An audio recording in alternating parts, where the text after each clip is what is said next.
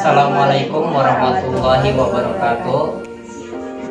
Kami dari kelompok 6 Ingin mempresentasikan tentang analisa dan perancangan sistem penjualan dan pembelian obat pada apotek Jati Farma Antasari. Sebelum mulai presentasi, kami akan memperkenalkan anggota-anggota kelompok kami. Yang pertama, saya Cynthia Dewi. dan saya Herdiansyah. Dan saya Ila Hayu. Saya Femi Kartikayu. Analisis dan perancangan sistem penjualan dan pembelian obat pada apotek Jati Farma Antasari. Nah, di sini saya akan menjelaskan tentang latar belakang masalah. Pada dunia perdagangan, keakuratan informasi sangatlah dibutuhkan, terutama informasi mengenai harga jual, harga barang produk penjualan atau pembelian, dan sisa persediaan dalam sistem administrasi penjualan dalam pembelian, karena keakuratan informasi tersebut mempengaruhi hubungan perusahaan terhadap konsumen serta sistem administrasi penjualan dan pembelian pada suatu perusahaan itu sendiri. Sistem informasi penjualan obat apotek adalah suatu kumpulan informasi yang mendukung suatu proses pemenuhan kebutuhan suatu informasi yang bertanggung jawab untuk menyediakan informasi penjualan obat dalam suatu kesatuan proses yang bertujuan untuk meningkatkan pelayanan pada apotek Jati Farma. Analisis Sistem pelayanan yang dilakukan di apotek Jati Farma Antasari ini masih memiliki masalah-masalah yang sering dialami, misalnya pencatatan transaksi penjualan, pencatatan stok obat, sampai kepada pembuatan laporan masing-masing terjadi kesalahan karena sistem yang dilakukan bersifat konvensional. Di sini saya akan menjelaskan tentang perancangan sistem. Nah, perancangan sistem dapat didefinisikan sebagai penggambaran perancangan dan pembuatan sketsa atau peraturan dari beberapa elemen terpisah ke dalam suatu kesatuan yang utuh dan berfungsi. Nah, di sini ada tujuan. Tujuan dari perancangan sistem adalah untuk memenuhi kebutuhan kepada pemakai sistem dan untuk memberikan gambaran secara jelas dan rancangan bangunan yang lengkap kepada program komputer dan ahli-ahli teknik lainnya. Data flow diagram atau DFD adalah suatu diagram yang menggunakan notasi-notasi untuk menggambarkan arus dari data sistem, yang penggunaannya sangat membantu untuk memahami sistem secara logika, terstruktur, dan jelas. DFD atau DAD ada 3 level, yaitu diagram konteks, diagram nol, dan diagram detail. Nah, di sini ada diagram konteks. Di dalam diagram konteks ada sistem penjualan obat di apotek generik. Maksudnya di sini itu kayak apotek tersebut ya. Kita mulai dari di sini ada supplier.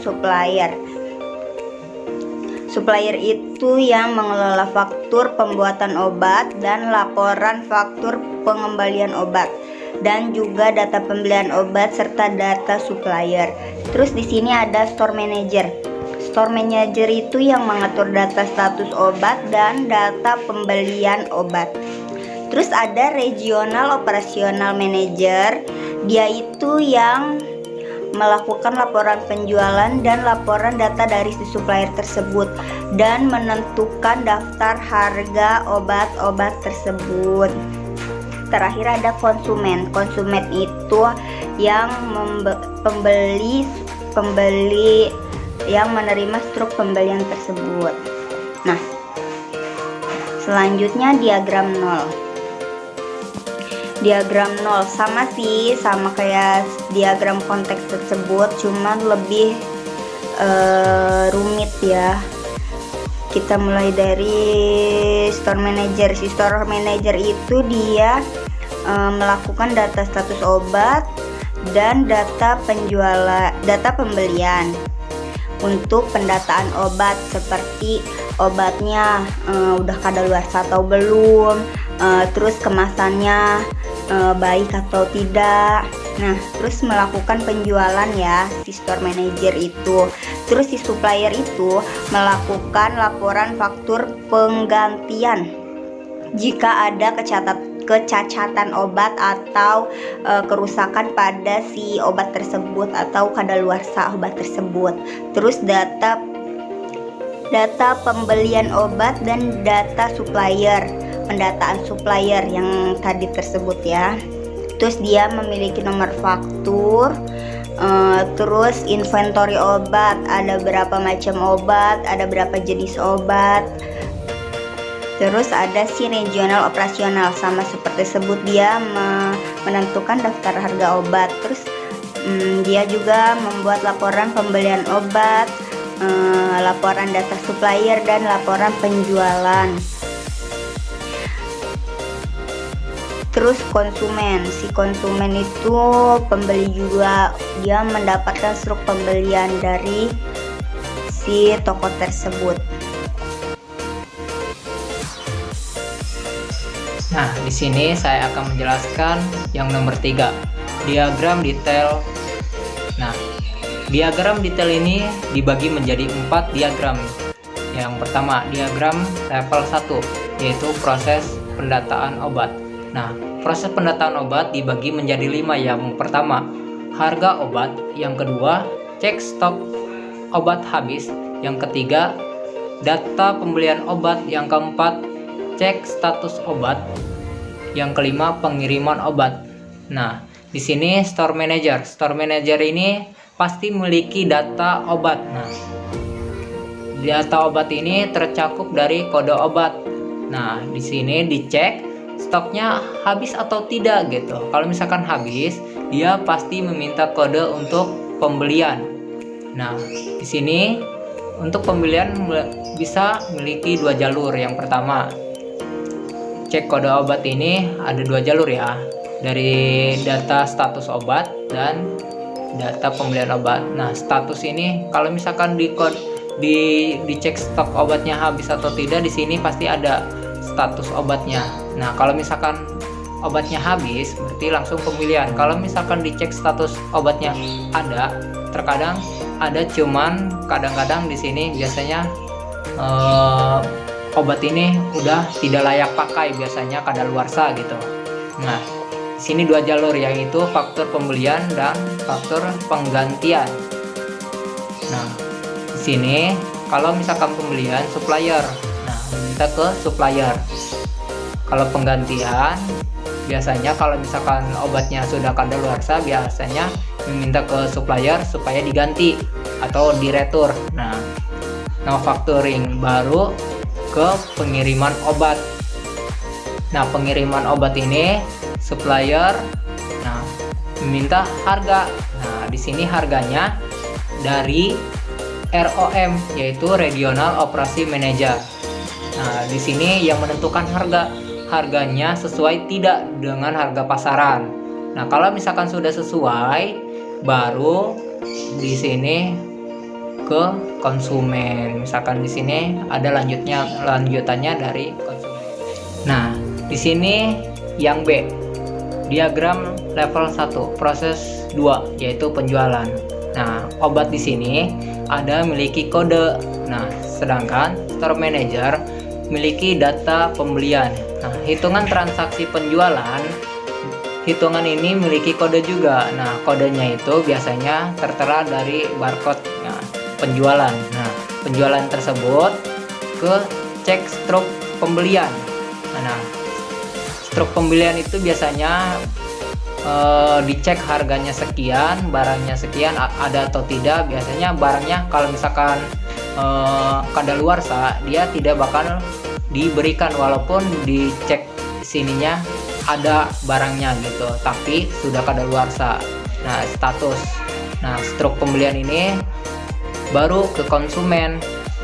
Nah, setelah ke konsumen baru diperjual. Saya akan menjelaskan tentang diagram level 1 proses 3 pendataan supplier. Jadi ada 3 ya. Yang satu itu inventory obat, data supplier obat, dan stok obat. Jadi pertama itu dari supplier obat, terus ke data pembelian obat. Habis ke data pembelian obat itu ada inventory obat, terus ke kode obat, yaitu data supplier obat. Nah, selanjutnya itu ada store manager. Store manager itu ada data obat, yaitu stok obat. Nah, terus lanjut lagi ke kode obat, lanjut lagi ke inventory obat. Di sini ada perancangan tampilan. Nah, di sini ada login admin, nama, dan password. Terus login. Nah, di sini juga ada menu utama, ada file, transaksi, laporan, dan bantuan. Nah, di sini lagi ada input transaksi penjualan. Di sini ada nomor, ada kode barang, nama barang, harga, kuantiti, dan jumlah. Contohnya nomor 1, kode barang 001, nama barang obat bodrek. Harga satuannya di sini Rp3.000. Kuantitinya di sini misalkan 2 dan jumlahnya di sini Rp6.000. Dan total pun seharga Rp6.000. Nah, di sini juga ada input data obat atau barang. Di sini ada kode obat, jenis obat, nama, harga obat, stok obat, nama karyawan, nama dan email dan paspor, alamat, jenis kelamin, kota, nomor telepon, dan akses jabatan. Nah, di sini juga ada input transaksi pembelian.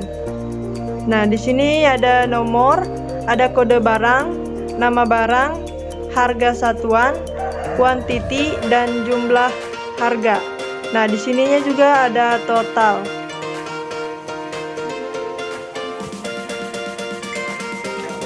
Yang terakhir, kesimpulan.